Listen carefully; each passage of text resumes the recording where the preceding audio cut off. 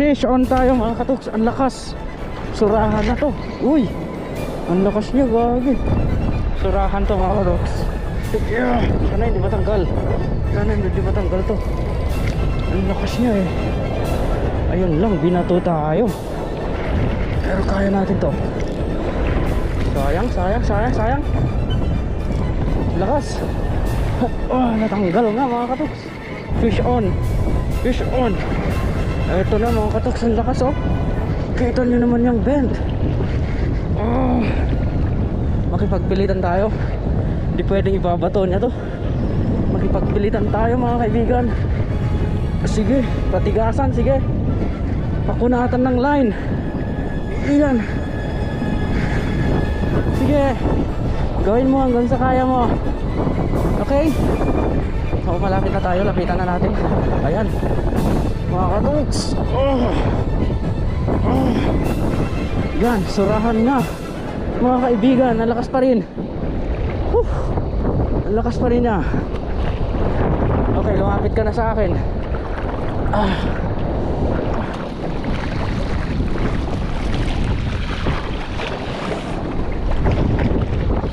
Okay. Okay.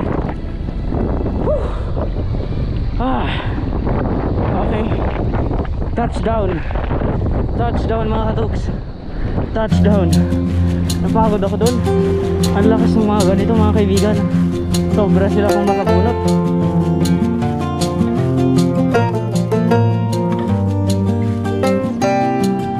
Saan ka punta? Hoy, saan ka punta? Monkey! Nagulat sa sarili niya. Kasama nga pala natin si Tupsi mga kaibigan. Tumingin ka sa camera. Go. Hala. Shh. Okay, bye. Doon muna siya mga katuks. Hindi ko siya pwedeng dalhin kasi dyan. Baka mamaya bigla siyang tatalon. Anurin pa siya. Hala.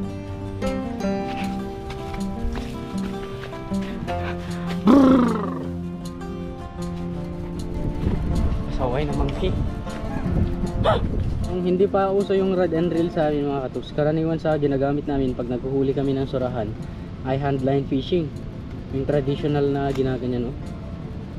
Tapos nalaman ko may benefits pala tong rod pagdating sa paghuli ng surahan, kasi kusa siyang bumabawi pag once na kinagat na ano, hindi mo na kailangan iganon. Kung handline sana igaganon pa eh. Ito pag once na kinagat, automatic na siya agad, mag-respond siya agad.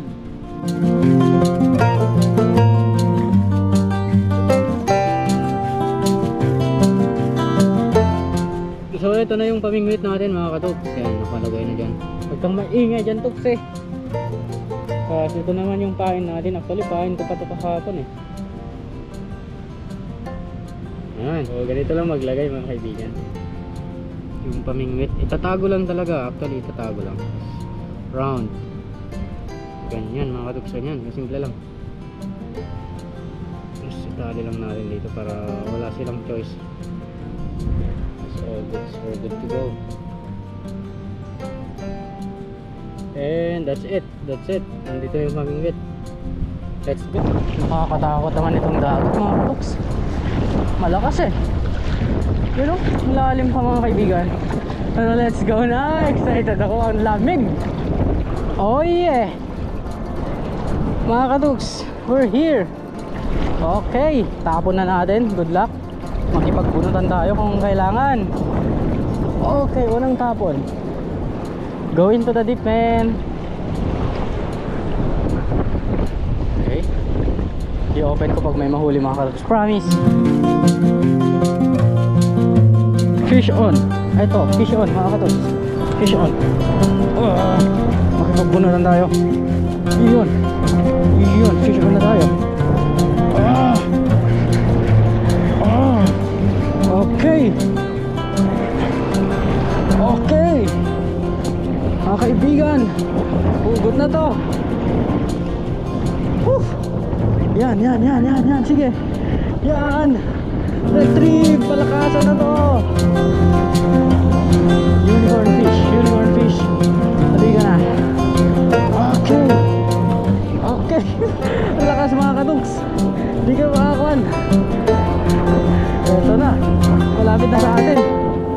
malapit na. Konting tiyaga lang. Makukuha na natin to. Ayan oh. Lakas bumunot mga kaibigan. Parang Trevally. Ayan na. Pagilid ka na men. Ang lakas pa mga katuks. Pwersahin natin. Ayan na. Yun na. Yun. Oh. Bilis tumakbo eh. Pagilid natin. Ow. Oh yeah. This is what I'm telling you, my man. Oh man. Uy. Lakas pa niya. Bumabalik-baliktad. Baka mawala ka pa. Huli. Huli. Okay. Nice one, unicorn fish. Mayroon pa parating na ulan. Kanina maganda-ganda yung panahon, pero ngayon biglang makulimlim sa part na yan mga katuks. So di natin alam, baka ito yung huli natin. Ito pala yung huli natin mga kaibigan. You know. See. Ano kaya iihawin natin? Kaya pa ba? Baka mamaya biglang buhos yung ulan eh. Pero if ever, wala tayong masilungan dito. Sige, subukan natin ihawin mga katuks.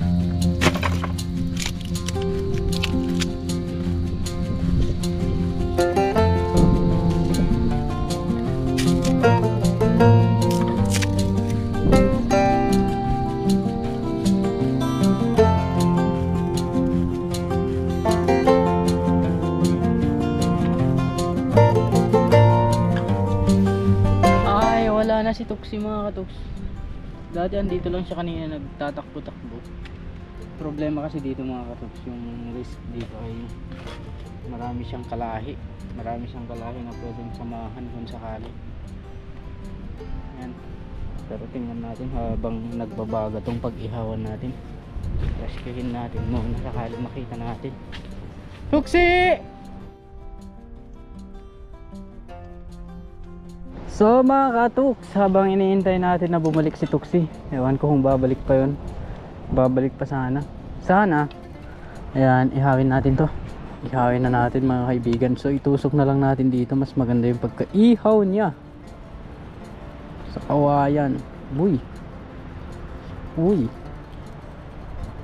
Ayun na nga mga kaibigan. Oh. See?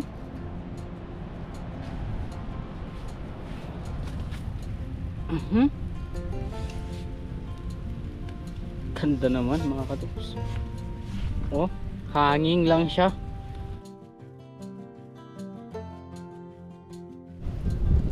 Oh, tingnan nyo naman. Kahit isa lang natin to sa apoy mga katuks, dahil sa kwan ng balat na ito, kapal ng balat na ito, di pa rin maaano yung laman sa loob. Tayo mga kaibigan, oh.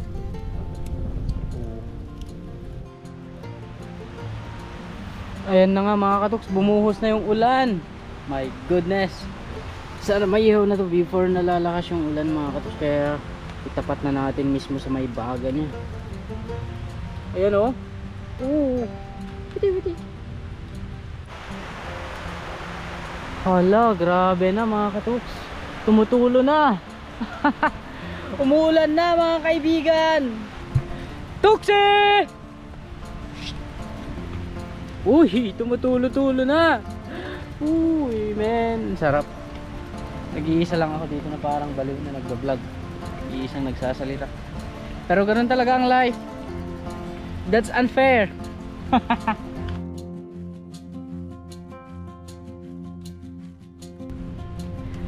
Grilled barbecue, unicorn fish barbecue. Alright.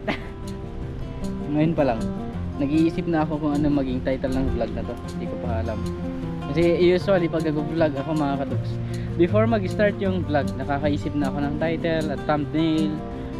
At nag-i-screenshot na lang ako ng mga gagandang moments, mga ganun. Pero eto, nasa point ako na di pa ako nakaisip ng title at thumbnail nito mga kaibigan. Kasi wala kasi akong plano kanina pupunta sa dagat. Pero nga, yun nga, nagugutom ako. Gusto kong maka-ulam ng inihaw na unicorn fish.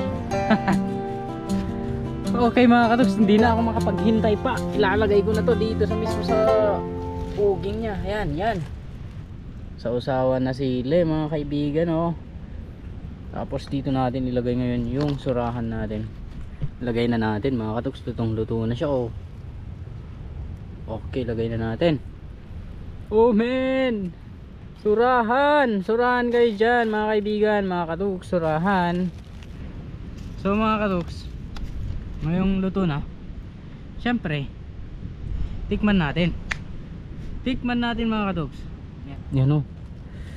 Oh man, oh my goodness, that's a flesh. Ang anghang yung sausawan natin. Oh, ito.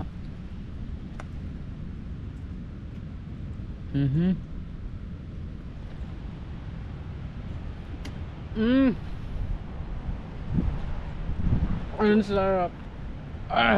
Kain na mga katuks. Kain tayo.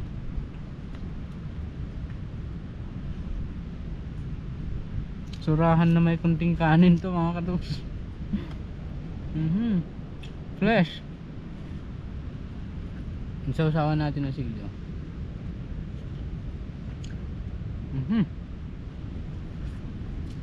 Grabe. Sarap. Ba't walang sumama kasi sa inyo ngayon? Nasantaan ang Anglers Club, hindi na kasama. Yung Sir Giovanni at saka Sir Brian.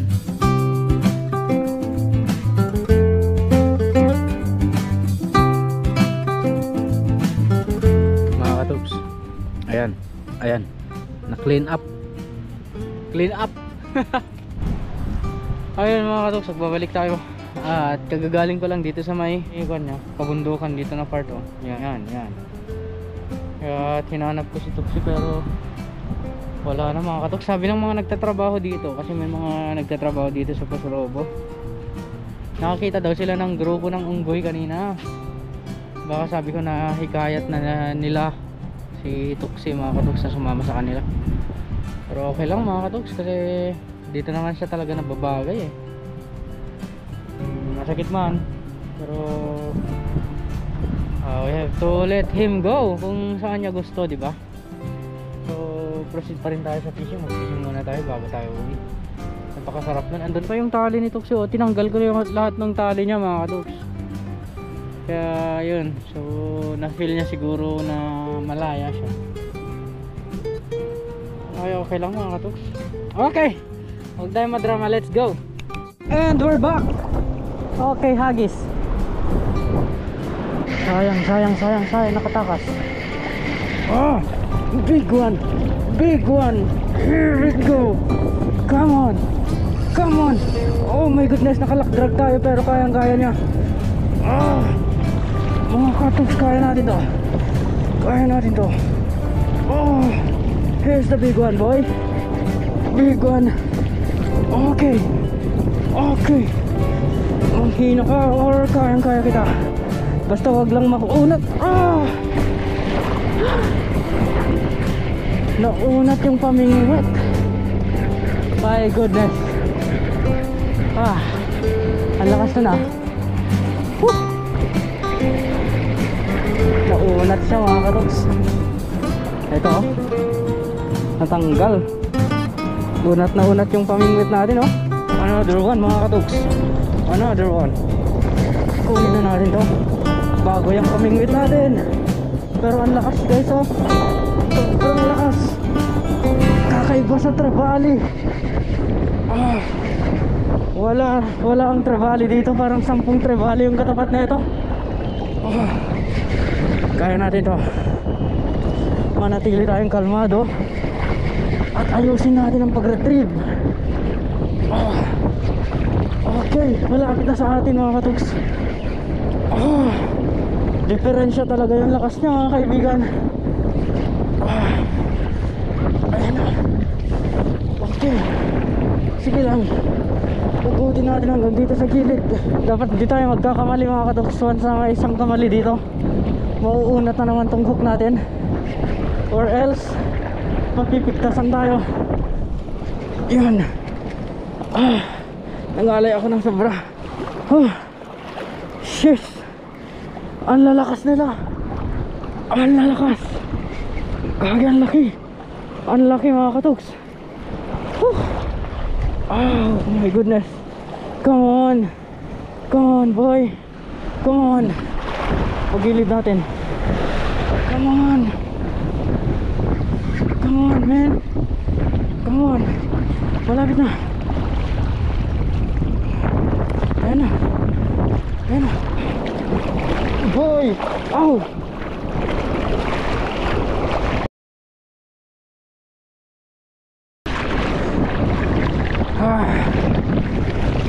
Grabe.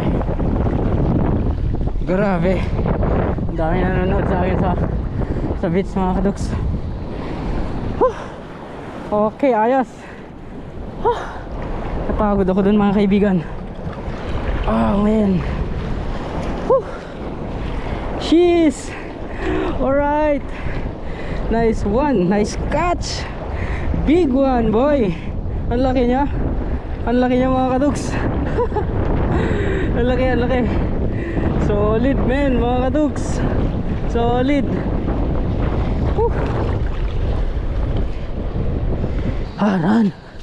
Run.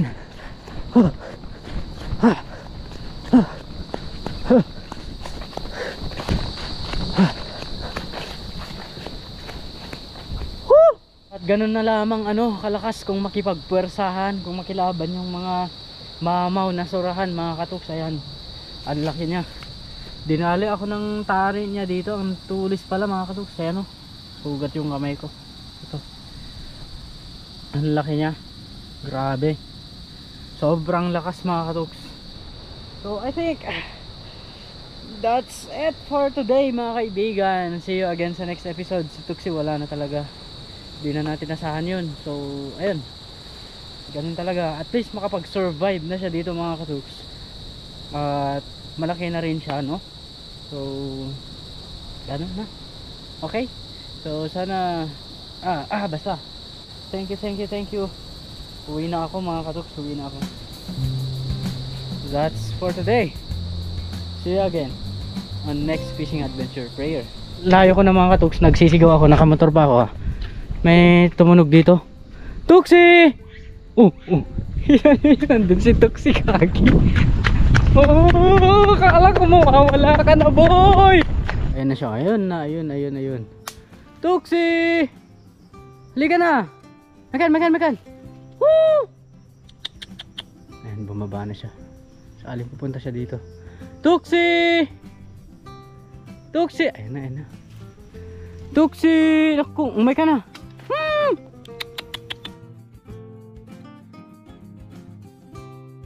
Oh, makan. Mayan.